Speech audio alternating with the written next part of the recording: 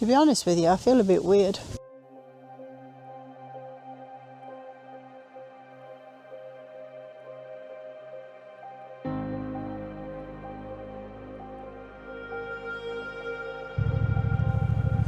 Today we're riding to one of Scotland's most historic villages, Leadhills. Nestled in the Lowther Hills, it's a place rich in history, with roots going back to the 12th century. This village, known for its lead mining heritage, is filled with stories of hard-working miners and the life they carved out in this rugged landscape. But today, we're here to uncover one of the most intriguing tales, a grave that stands out among the rest. We're on the hunt for the final resting place of John Taylor, a miner who allegedly lived to the astonishing age of 137.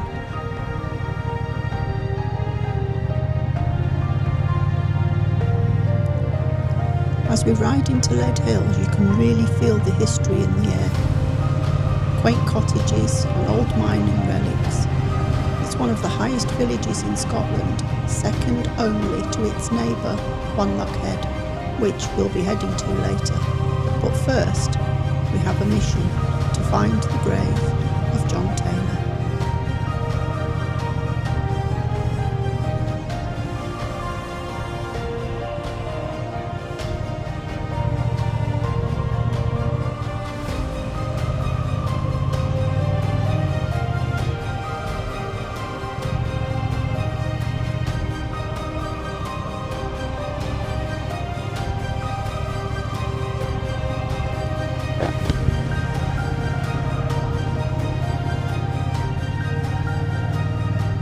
Only the people who lived and worked with John knew what he looked like, but I found a description of the man. Thanks to AI technology, this is possibly what he looked like.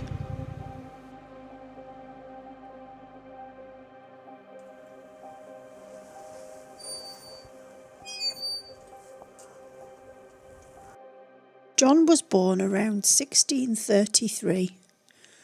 Records were poor at that time, so no birth certificate can confirm this.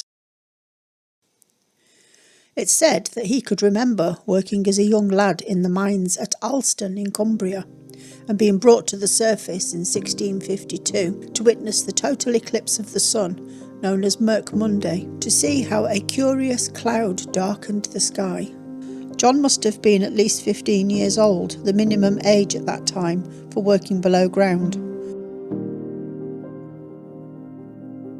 137 years on this earth. That's incredible. Throughout his career, John worked in various mines, including those in Durham, Islay, in Argyll and Yorkshire.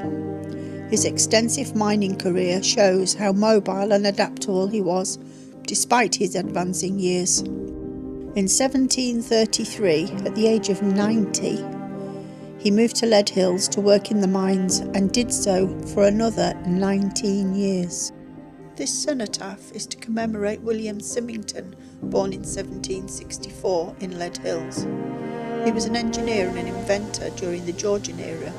He's most well known as the builder of the first practical steamboat. Sadly, he died in poverty in 1831, aged 67, after failing to commercialise his steam engine designs. He is still credited, though, as one of the great inventors of the early Industrial Revolution. Who's this person here?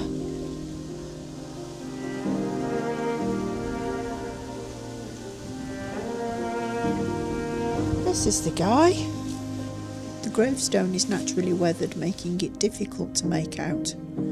The inscription reads, "Sacred to the memory of Robert Taylor, who was, during many years, an overseer to the Scotch Mining Company at Leadhills, and died May 6, 1791, in the 67th year of his age. He is buried by the side of his father, John Taylor, who died in this place at the remarkable age of 137 years." Let's have a walk around. It's said that when he was over 100 years of age, he was put outside his door one night in case God had forgotten him. Another tale is that at 116 years old, he went off into the hills in winter on a fishing trip. He got lost in a blizzard and had to be rescued. When he was feeling better, he went back to the spot where they found him so he could recover his fishing rod. To be honest with you, I feel a bit weird walking around in biker gear around a cemetery. Have you seen the hills behind me? Look at those. I mean, what a place.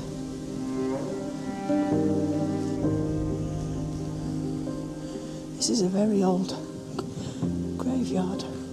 Look at the setting. Isn't that beautiful? Look at that.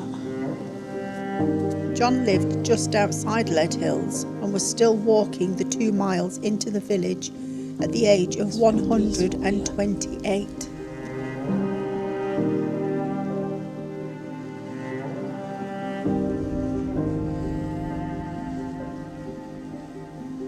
John Taylor finally died in 1770.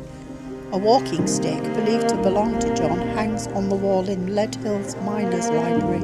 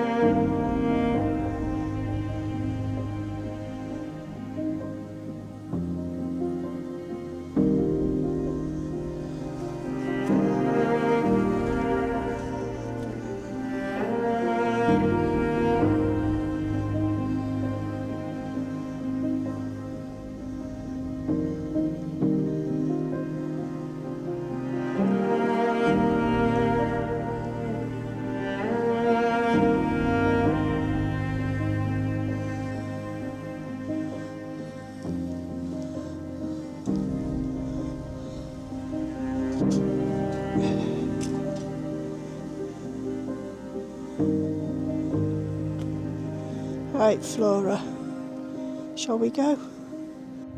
We're just about to approach Leadhills Miners' Library. It was founded in 1741 and is Britain's oldest subscription library, and more importantly, the world's first library for working people, and is still in good shape today. Today it's a museum of literature and village life, where John Taylor's walking stick hangs on the wall.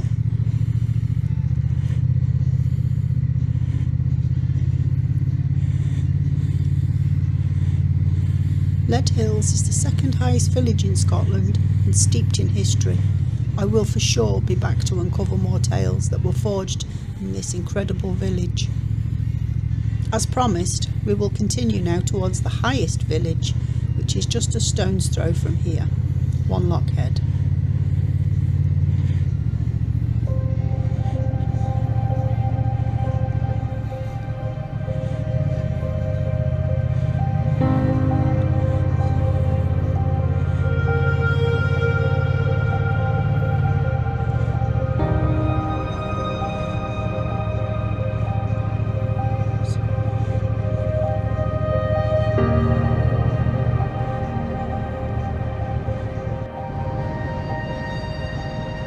Wanlockhead is Scotland's highest village at 467 metres or 1,531 feet above sea level.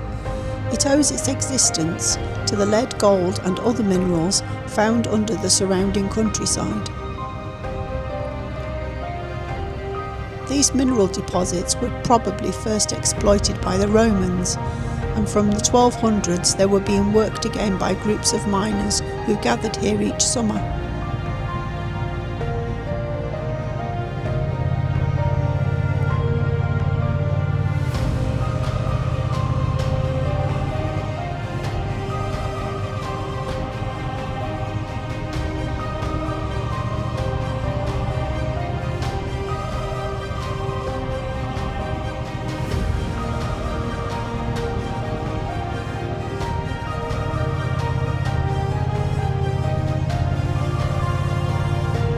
Lead was for many centuries the mainstay of the village's economy, but it was not the only mineral found here. What became known as God's Treasure House also produced zinc, copper, silver and gold. Some of the world's purest gold at 22.8 carats was found locally and used in the regalia of the Scottish Crown. In 1756, the village followed the example of nearby Leadhills and opened a subscription library.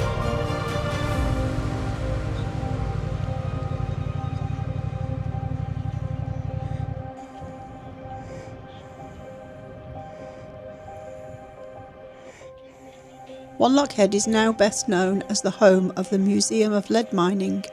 This excellent visitor attraction allows a real insight into the process of lead mining and into the lives of the miners and their families who came to this remote spot.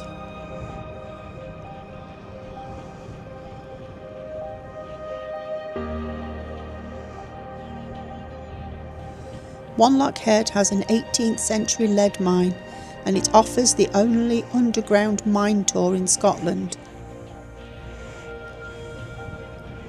You can also visit the museum's gold panning area and have a go yourself, although actually finding gold is not a guaranteed part of the experience.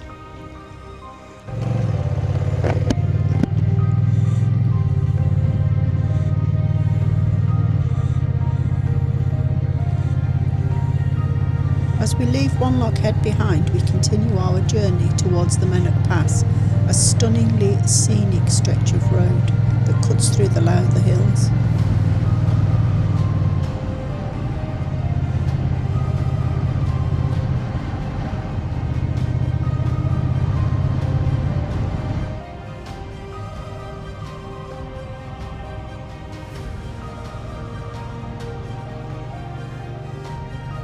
The Mennock Pass attracts climbers, cyclists, walkers and motorcyclists naturally, and as you can see it also attracts wild campers.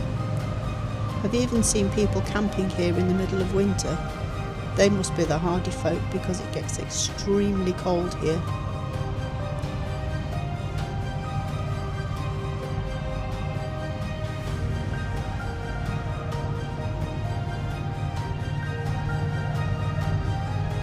I recently read a story about a shepherd's cottage on the Mennock Pass called Glenin.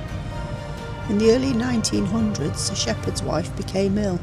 A message was sent to Dr. Roger in Sanquhar, who hired a small horse-drawn carriage with a coachman, and they began to make their way to the house. It was pitch black with torrential rain, and after some 5 miles along the pass, the coachman said it was impossible to go any further. The doctor would try to travel the remaining 2 miles on foot. He crossed over Mennock Water via the footbridge, keeping close to the Glenin burn. He stumbled over rocks and through torrents of water pouring off the hills, until finally he saw the lights from the house. He was almost there.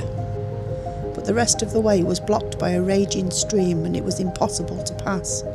He whistled as loud as he could and got the attention of the shepherd. "How am I to get across this?" asked Dr. Roger. To his astonishment, the elderly shepherd replied, "I'll carry you on my back." So the doctor was piggybacked across and was able to attend the sick woman. After hot tea and homemade scones, the doctor was carried back across the water and given a lantern to make his journey back a little safer. So Dr. Roger must have been made of hardy stuff too.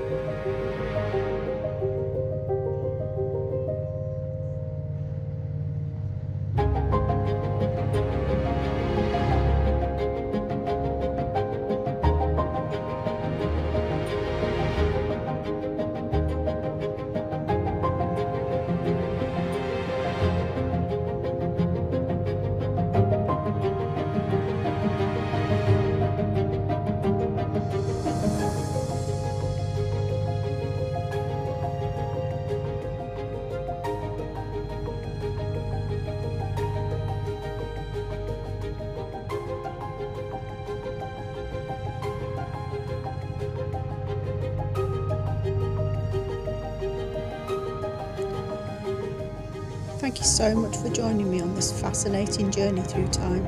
I really enjoyed it and I hope you did too. And if you did, please give it a thumbs up and subscribe to my channel. Oh, and don't forget to leave a comment below and let me know what you thought of the video. Until we ride again, stay safe.